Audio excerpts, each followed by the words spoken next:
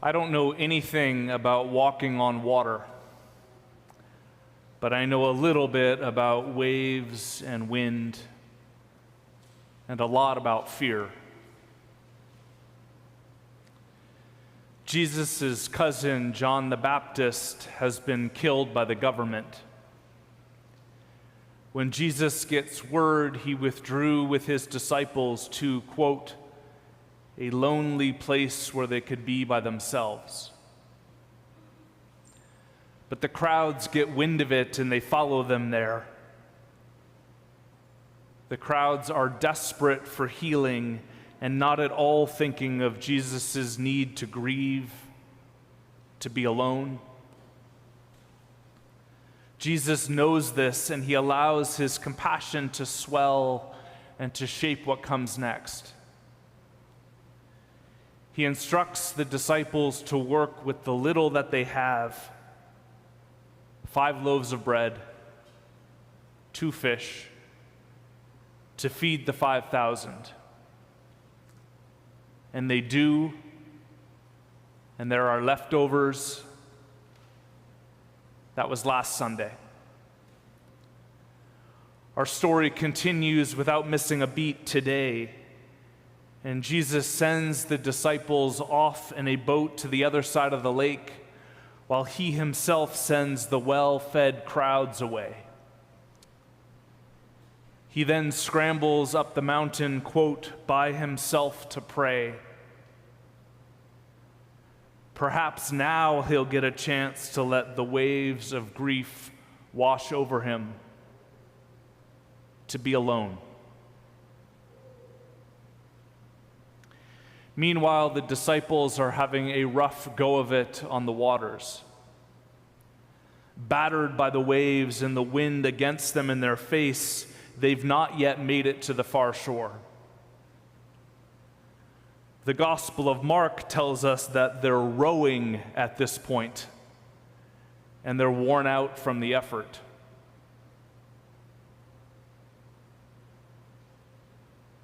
Have you ever found yourself in that situation? Making a journey you've made 1,000 times before, but you're getting nowhere?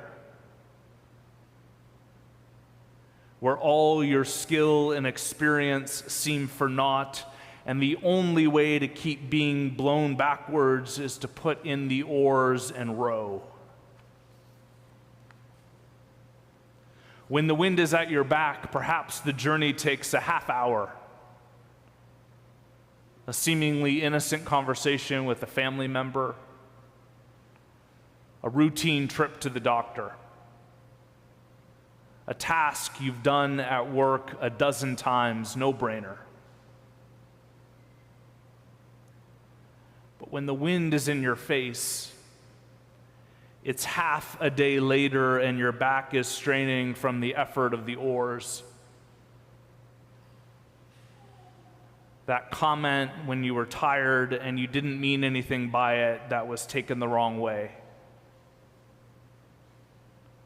Something on the scan that the doctor doesn't like the look of.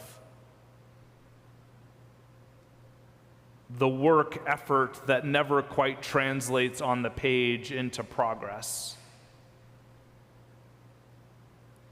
This is the circumstance that the disciples find themselves in. Jesus descends from his prayer time on the mountain to walk out across the sea toward his friends.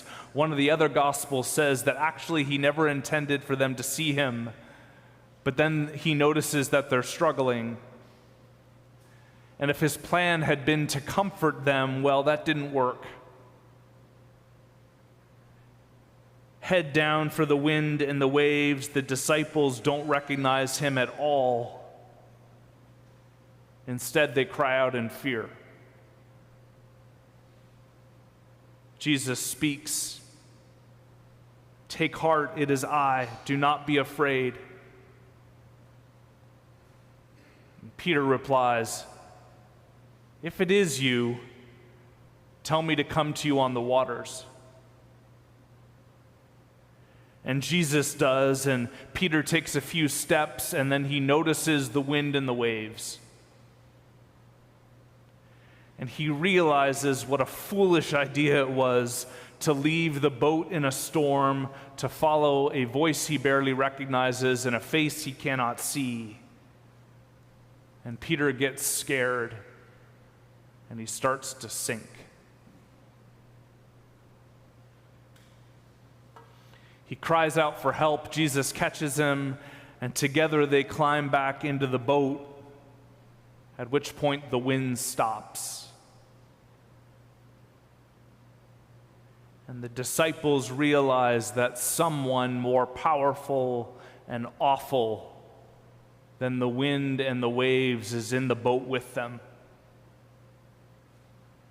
Someone they could never control or predict. And they drop their oars and they worship him.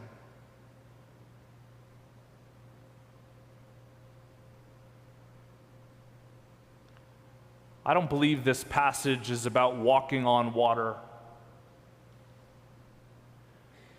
The disciples didn't worship Jesus because he walked on the water or because Peter did. Those things just scared them. The disciples worshiped Jesus because the wind ceased. That constant and sometimes deafening hum of fear that makes our daily, ordinary tasks feel impossible or overwhelming. The disciples reached their destination not because they rowed harder or found a shortcut. They reached the shore because Jesus is Lord even of the wind and the waves. God is more powerful than our fears or the incessant drive of the world to push us backwards and grind us down.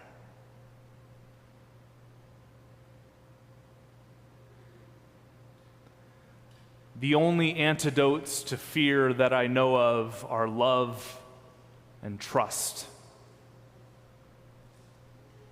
Love and trust cannot be conjured or willed. Sometimes they show up when we seem to have no other choice than to surrender.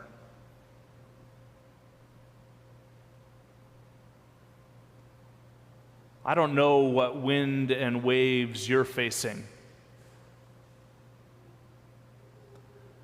My prayer is that you and I would hear today the voice of the one who is stronger than both. Take heart. It is I. Do not be afraid.